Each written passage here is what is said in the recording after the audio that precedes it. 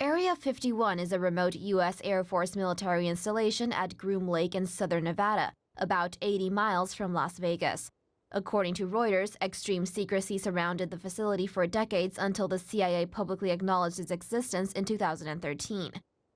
According to declassified internal CIA documents, Area 51 was selected in 1955 to be the test site of the high-altitude U-2 reconnaissance plane, which was developed to spy on the Soviet Union during the Cold War.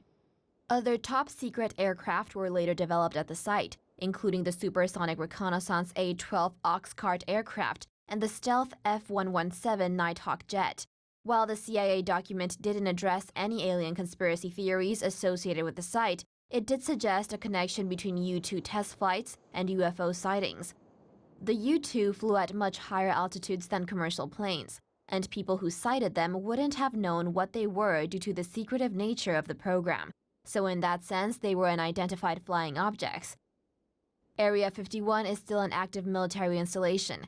It's currently under 24-hour surveillance and not accessible to the public.